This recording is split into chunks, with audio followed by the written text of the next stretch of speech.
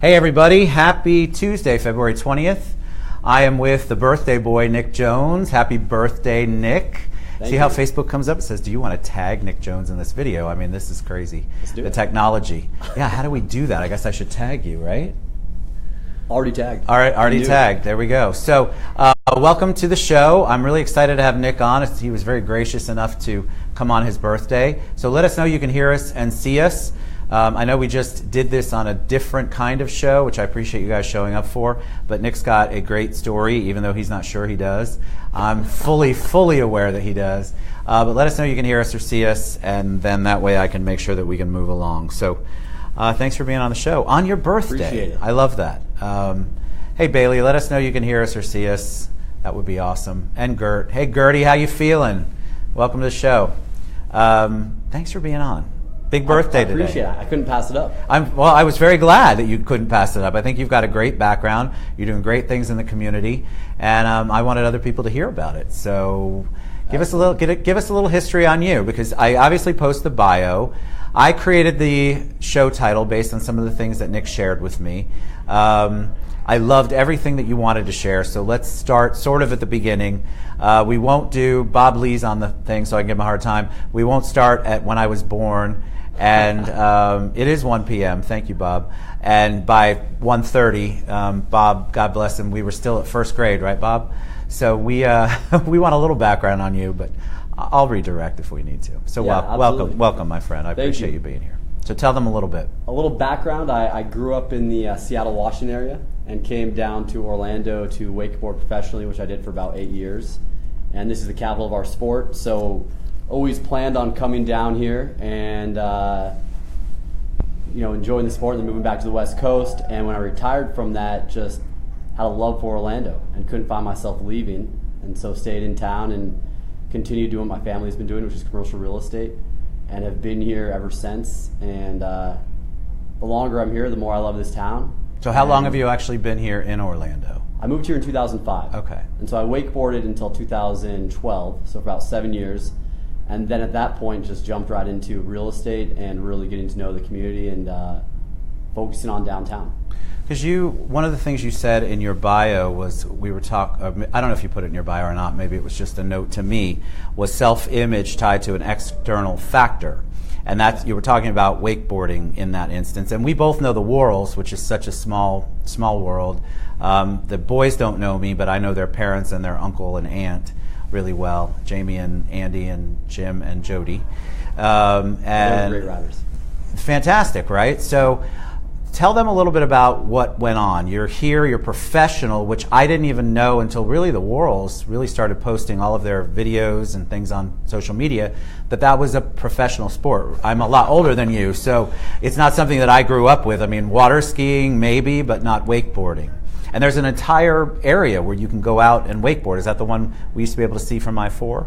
It's right off 528. Okay, 528. Orlando Water Sport Complex. That's it. Which is a cable park. That's it. And when you grow up in the sport, you kind of, because Orlando's the hub, I figured that when I moved to Orlando, I'd just see wakeboarders walking around everywhere. Everyone knew about it. And then you move down here and you realize it's kind of just a bubble of its sport.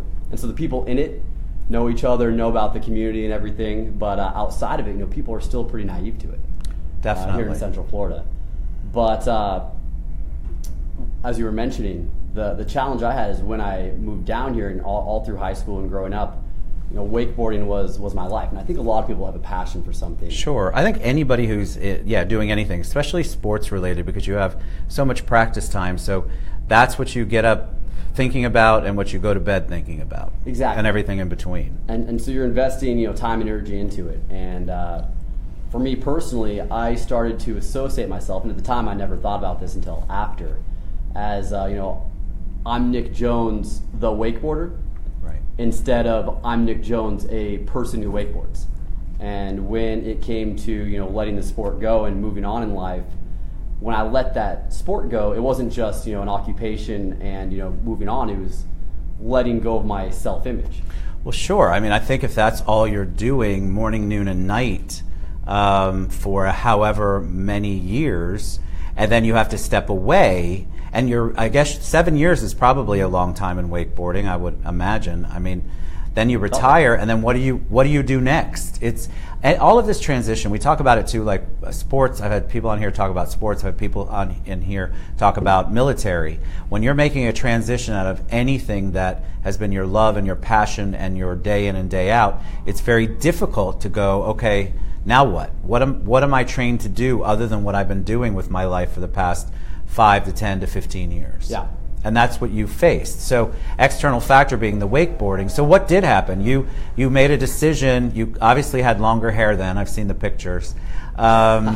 You made a decision to retire, which is so funny to hear someone your age say. And then what? And what was the epiphany behind you retiring? Well, it's kind of related, but feels unrelated. When I was younger, I guess I have to back up a bit. When I was in high school, my senior year, my father passed away, and it was sudden, so it was tough for me to handle. But through that, I created a bond with my mother that I shared for years. And when he passed away, I looked at her not as a mother, but as another person, as a friend. And I started looking at her, differently as we each had our struggles. We battled through it together on each other's support, along with my sister, and. Shortly after that, and I think because of the stress, she got diagnosed with cancer as well. Wow. And Sorry. They told her she had about 6 months to live, and she had a tough time handling that. It was like, there's no way I'm going to let my kids lose me after losing their father. Right. And so she moved down from Seattle to be with my sister and I down here, and started eating healthy, really focusing on things, and actually lived for about 6 years. Wow. And the doctors kept on being shocked by how she was able to fight it, and went into remission here and there, back and forth. But we really grew this bond. That's awesome. And that was during my wakeboard years as well. And so she was obviously very supportive, but she always wondered, Nick, you're getting, you're blowing out your knees, you're having shoulder issues. Right. At some point, there's going to have to be a transition. And Sure. She was nervous I wouldn't be able to handle it. In 2012 was when the cancer finally won, and she passed away, and right at that time was when just something inside me changed and decided that it was time to move on. I mean, that's definitely something that's going to impact you. So of course you reevaluate everything that's going on in your life. Yeah. And that's, first of all, that's so awesome that you had that time with her, and thank you for sharing that. Your sister, is she also in wakeboarding? No.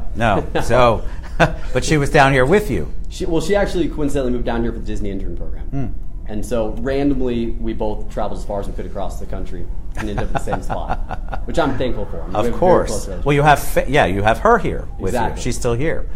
All right, so then you decide you want to retire. Did you have a plan? Did you say, okay, I'm not going to be in wakeboarding anymore. I'm not going to be a professional. I'm going to be XYZ. Did you already have the plan, or did you retire and then try to figure it out? So my family was in commercial real estate up in Seattle, and there's one point in particular that stuck out to me. Is we had a warehouse building that Microsoft had toured because they wanted to put up green screens in it and film all the action scenes from Halo, because we were outside of Redmond, Washington, which is Microsoft's headquarters. And as a kid that loved Xbox, I thought this was the coolest thing in the world. I told my dad, let's do it and just have him pay us in video games, whatever it takes. I want this to be part of it. Pay us in video games. Yeah, I like exactly. that. Bartering, guys. He didn't agree with that.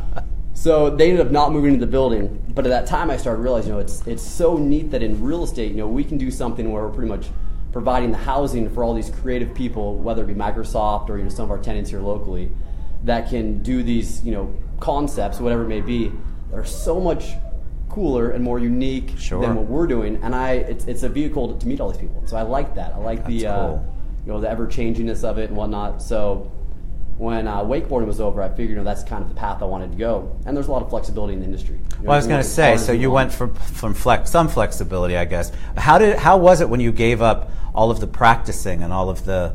I mean, did you just were you amazed at the amount of time you had open?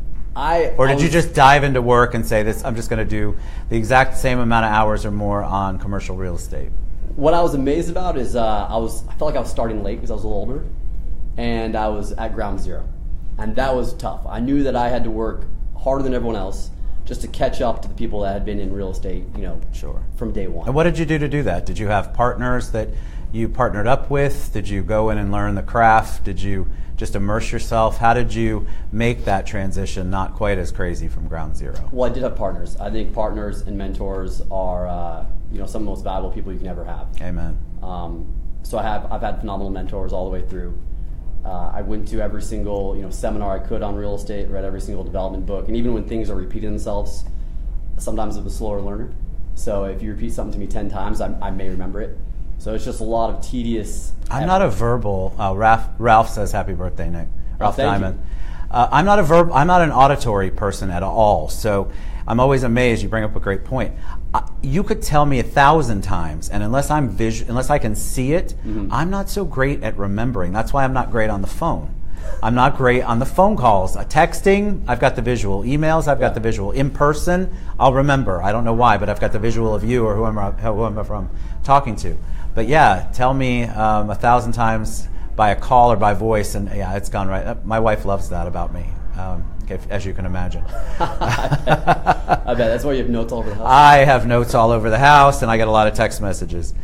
So did you go right into Red Bell, because that's the name of your company, correct? So my family firm was Red Bell. So upon my parents passing away, I slowly went into it. Like I said, I had mentors and I had a strong team around me that helped with that transition. And so jumped into that right away. And then also locally with my brokerage partner, Susan Morris, started working with her on the brokerage side as well. And at that time, we were at Colliers International, which is a large, international brokerage firm.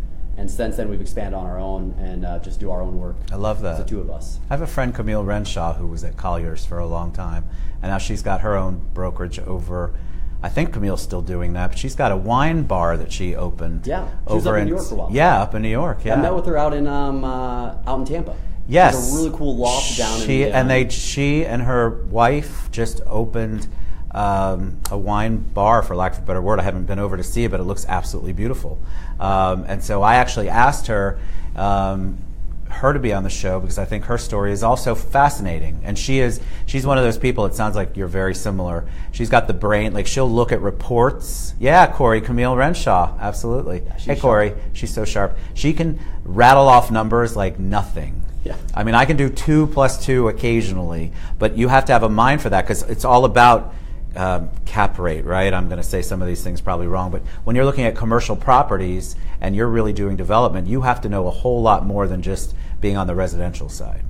There's a whole lot of other information. It's different. It's different. A lot of numbers. I mean, a lot of just crunching pro formas on Excel, which luckily I enjoy. I love it. Ralph Diamond says, a visual, going to start dressing you both. I've heard that before, Ralph. Bring it on. We're both ready. Come on. I feel like I need more help than him. No. Well, Ralph is always like, okay, Ted, that jacket, la, la, la. And remember, that we borrow this. The Citrus Club is very gracious at where we're at. So we take the lighting, we take whatever we can get. But Ralph Diamond, I would love for you to dress me. Just think about that. Maybe that's a show. Maybe that's a whole show. Can you even imagine? All right, so you're doing that, but you've also done OCB. So let's talk about that, mainly because I'm drooling, because the product of OCB is sitting in front of me, and I haven't taken a sip out of it, although Nick has. And I'm ready, so talk about OCB. Okay, so OCB is Orange County Brewers, and it's our local brewery that we opened in downtown Orlando. It's the first downtown Orlando brewery. And how that project came about was that's delicious. Through commercial real estate, we saw that there's a big opportunity in downtown Orlando. I think that over the next few years, we're seeing kind of a snowball effect in downtown where the amenities are getting nicer, more apartments are coming in. And as an ecosystem for an urban area, I think it's really going to grow. And so we acquired a building that used to be an old Fiat car dealership, as well as Annie's Cafe, which I still love their food. And they're opening in Baldwin Park, so they didn't close not to open. Gotcha. They're moving. I had never eaten there before. It was great. Was it? It was wonderful food. We renovated that building and put in a bunch of new tenants, and some local entrepreneurs came up to me that had other restaurant and bar concepts in town and said, we want to open downtown Orlando's first brewery. And enjoying beer and thinking the scene was great, I said, that's very interesting, let's talk about it more. And upon hearing the whole business plan, I said, this is wonderful, I want to invest in it, I want to be a part of this and help as much as I can. And so about 2 years ago, we started the process, and going through the city was slow, being one of the first breweries. I hope that now it's more efficient. I believe that it is. And well, yeah, if you're the first, it's difficult to. I mean, all cities are known for, they want to make sure the growth makes sense. They want to make sure the building makes sense. But if you're the first one in, that just adds an entire new level. Division. Yeah, it's crazy. Because it's retail, but it's also manufacturing. So why though? So I've only passed by. So tell us about that. That's different than just a store. You're actually brewing it. Are you brewing it in the back? Because I didn't step in. Yeah. Okay, so that's awesome. Kylie says that's got to be somebody you know. That's your sister. And then Mary said, Mary, post that again because it's going by so fast. She says, I know Nick Jones. He's a friend of Clifford, somebody. Harley Clifford. Harley Clifford, yes. Harley is a very good wakeboard. I never beat Harley in my career, but. So wakeboard. Mary knows everybody in town. You never want to tick Mary off. I love you, Mary. All right, so the brewing goes on in the back, but then you're not involved in the day-to-day. We talked about that. But you still have to know enough to be able to talk, right? Yeah, myself and the other partners were really passionate about it and about the whole brand behind Orange County Brewers. When you look at breweries across the country, they're kind of community meeting places. In some of the smaller towns, the cities actually pay for the breweries to come in because they see it as a place that on Sundays, even when you go down Orange County Brewers, there'll be families in there with their dogs hanging out, people playing cornhole out back outside on a beautiful day. It's just a great place to hang out and feel very comfortable and relaxed. And so, that was what most attracted me about it. And you like beer. And I like beer. So what are we drinking right now? I'm just curious. Let's talk about that because this is at the club now. Yeah, so this is the Dankster of Love. Dankster. I did not come up with that come name. on. I like it, though. Y'all never forget it. It's our double IPA. So it's got a little bit of a little strength to it. It's about 10%. Oh, now you're talking. Double IPA. It's delicious, actually. Yeah. And we just got on tap at Citrus Club.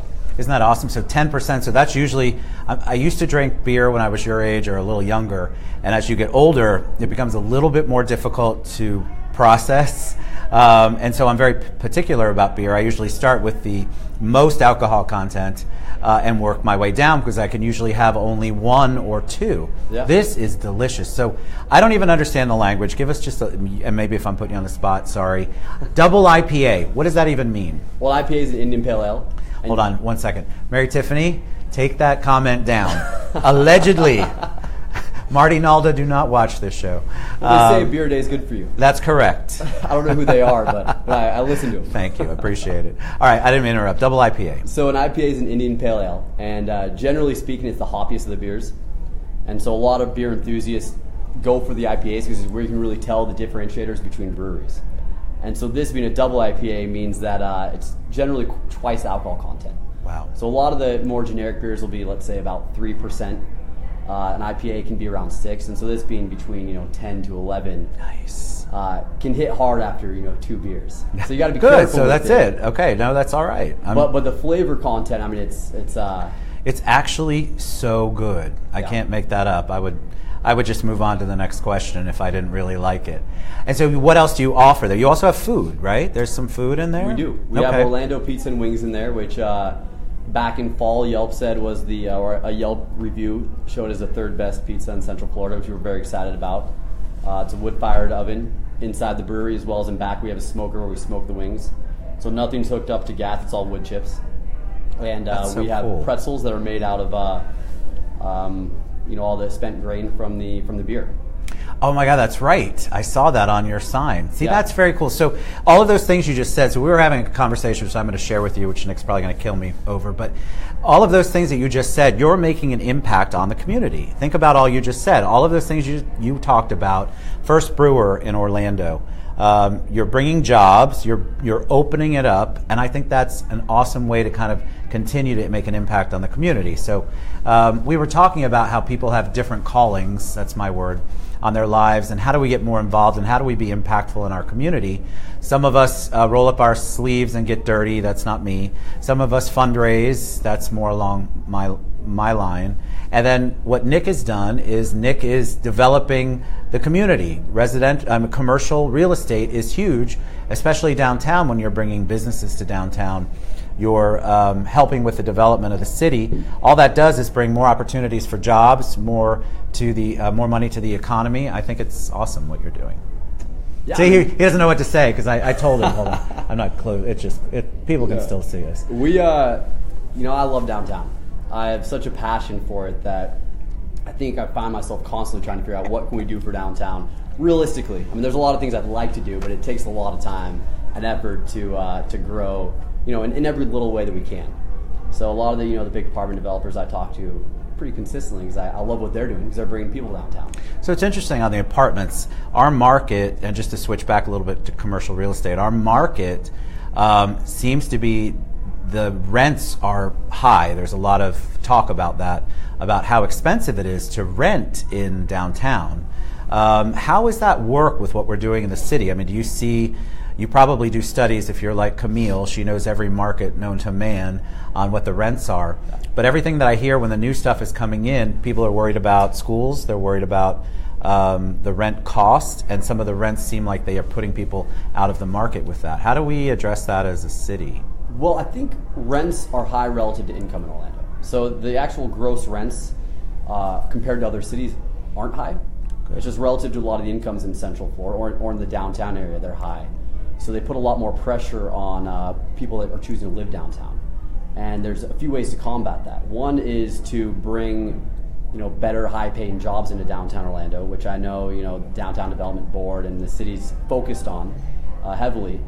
And putting those in the core rather than some of these other submarkets, which are beautiful and have nothing against Lake Mary, for example. Right. But a lot of the great jobs are going to Lake Mary rather than downtown Orlando. Correct. And there's a lot of homegrown companies, such as Fat Merchant, which is one of the better success stories, I'd say, in downtown. Absolutely. They're doing a phenomenal job, and they're keeping their headquarters downtown, which is phenomenal. And so as jobs like that grow in the city core, that'll increase wages overall, which will then make the rent numbers, relatively speaking, lower to the income. That's true. In addition, when people want to live downtown, they're making a lifestyle choice. No one really lives in downtown Orlando because they have to. And so to make that lifestyle choice to live urban, you want to have the amenities that make it worthwhile. And so when you have places to walk, such as breweries or other kind of restaurants, other things in an urban core, then it makes the conscious choice of living downtown in an urban area, worthwhile. Well, I think we're looking at downsizing maybe in the next year or so, mainly because the upkeep. So you get to this age where upkeep, you don't want to deal with all of the people you have to deal with and the housing. As your houses get older, there's more to do with them. Yeah. And so renting actually becomes kind of a pretty cool option for people who are, like for me, my son will be going off to Gainesville in August. It's just Stacy and I in a giant house. What is the point of that, especially when we're both working? And we go out to eat most of the time on the weekend, so there's not like a whole lot of entertaining. Being downtown, I think, would be awesome. Then I'm not worrying about the pool. Is the pool clean? Is the yard done? Oh my God, my plumbing went out for the third time in this year. And I think that's what's attracted to a lot of people. I think younger, the millennial group especially, they look for that. They're looking for just the same reason why you guys come up to the club or you work at Dovecote, like we ran into each other last week or the week before there. They want the ease of it, and they want the flexibility of moving when they want to move. They don't want to be tied to long-term stuff right now until they're ready to put their roots down, and maybe never. So and the experience of it. I mean, it's great to be able to spend your time, instead of doing maintenance, to be able to go out and enjoy some drinks or dinner with friends. And there are definitely more options. Dovecote, where we ran into each other, that's an amazing little place. I literally have heard about it, and I haven't ventured in. And I think a lot of people who. All right, sorry, we had a little Citrus Club, drinking break. I think people are afraid to come downtown who are from outside of the city. They're afraid of parking. I get that a lot when people want to come to the Citrus Club. Then they don't know where they're going to park if they go to a certain place. And even though there are sites for the city where you can go and look at garages, it's still a little unnerving for a lot of people who come from, let's say, Lake Mary or Winter Park, to come down here and try to figure out, where am I parking? Where am I parking for events? Where do people park for OCB? They can either park behind it. There's a parking lot behind it, or on Jefferson Street, there's two of the city's largest public parking lots. Okay, so there's plenty of room down here. You should definitely check out OCB. Yeah. Any parting words of wisdom for them today, Nick? And see how fast it goes? It goes quick. It does go fast. It goes real quick. It does. I'd love to see all you guys come by the brewery. I'm down there pretty often. So good. And I'd love to share a beer. And any way that you want to support downtown, we're all as a community trying to make Orlando better, and I think Orlando is great as it is, but I think all growth kind of stems from the city core. We have so much positivity growing right now. We do, right? I feel like our city is so embracing of so many different opportunities that were presented, and we used to be all about the mouse, but downtown has really taken on its own. Mayor Dyer, all the commissioners, Mayor Jacobs, I think people are really focused on bringing more of an experience to downtown. We have Deepak right across the street, which he and I can see. Bob's actually the one posting the TED show. Yes, it's not first grade still, Bob. It's that was funny. But yeah, I feel like we really embrace change and development. We really want to do things to bring more of that economy downtown and to our city. And it's so nice to have restaurants and bars and breweries that are opening, that all that does is create more of an attraction for people to come downtown. If you have the place where people can live and eat and actually function and have a great time and live their life, then you're going to bring more larger businesses in. You're going to bring more people downtown to do business, which is in and of itself a great thing for the economy. So you have been awesome. You've been awesome as well. Thank you. Thank you so much. You've got some great comments on there. I'll let you read those. Thank you guys so much. We're going to post all of Nick's information. We're going to post the information about OCB. We need more entertainment downtown, John Wild says. I think they're working on it. I feel like we've got, there are some challenges sometimes, I agree, but OCB is a great option because you're right. I don't necessarily like to go into all of the bars where the 20-year-olds are still doing shots all the time. There's a moment for that. Not all the time. But 21. 20, oh God, yeah, I said 20-year-olds. Wow, that's back to a day. But I think John's got a good point. I think that there needs to be some more, like when you start to walk up and down Orange Avenue, it can be hit or miss, and you don't know what bar you're supposed to go into. Lee Turner Trant says, hey, Nick, happy birthday. You don't know what bar you should go into. You don't know if there's food in the bar. You see a lot of people outside. There's bars like Mathers that I think that's what Bob meant. Mathers has just opened up, which is pretty cool. So we're doing a better job of that, but I think John's right. We need some more, maybe not so 21 to 25. For people like me, I like to walk and have a craft cocktail. That's why Mathers is awesome. So one thing I must say is the amount of talented people that are either in downtown now or just over the last 6 months, a year that I've met that are interested in doing things downtown blow my mind. And these people are all across the board. I mean, their ideas are all the way from tech incubators to craft cocktail bars to everything in between. And I think the next year we're going to see a lot of these concepts that people have been working behind the scenes on for years start to come out. I love that. As they see fit. So I think downtown, there's just too much talent focused on wanting to do things downtown to have it not transform drastically. I love it. All right, so we'll learn. You'll keep up with Nick. We'll post everything. We love you guys. Thanks so much for tuning in. Again, don't forget to wish him a happy birthday. Happy birthday, Nick. Thank you. We'll see you guys later. Thank you so much for tuning in and all the support. We love you.